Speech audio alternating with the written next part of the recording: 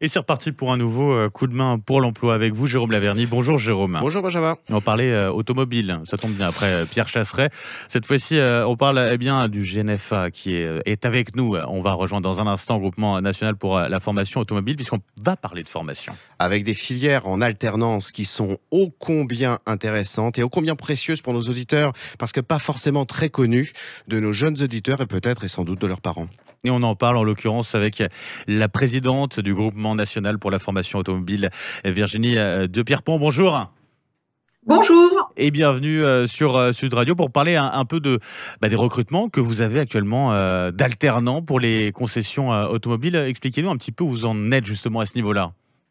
Et bien voilà, donc le GNFA, qui est un organisme de formation continue et de formation en alternance spécialisé dans les métiers de l'auto, ouvre tous les ans, entre septembre et novembre, des formations en alternance sur les métiers de vendeur auto, de réceptionnaire après-vente et de technicien expert d'atelier pour le monde des concessions automobiles. Et nous sommes effectivement aujourd'hui en plein recrutement. Nous recherchons des jeunes. Alors, petit commentaire, Benjamin, est très très important pour nos auditeurs. Ça veut donc dire que là, en l'occurrence, s'agissant de ces filières d'alternance, il y a déjà les patrons, il y a déjà les entreprises, premièrement d'une part. Et puis pour les jeunes qui auraient envisagé donc une formation post-bac en commerce, eh bien, ils ont tout à fait la possibilité de le faire d'abord in situ au sein d'entreprises, mais dans un secteur en particulier.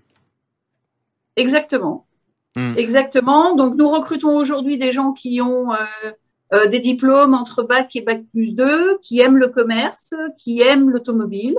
Et nos formations vont de 10 à 15 mois suivant le métier préparé. Pour postuler, c'est très simple. Nous avons un site internet www.gnfa-auto-auto.fr. Ils vont dans la rubrique alternance. Il y a toutes les informations nécessaires et sur le métier préparé et sur la formation, et ils peuvent postuler directement en ligne.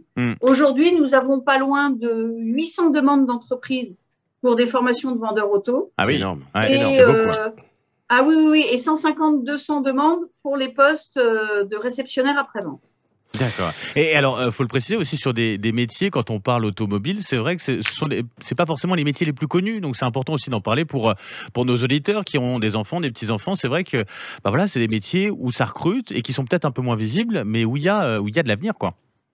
Exactement. Il y a de l'avenir. Dans une concession automobile, on peut commencer vendeur, devenir chef des ventes et puis finir par être directeur.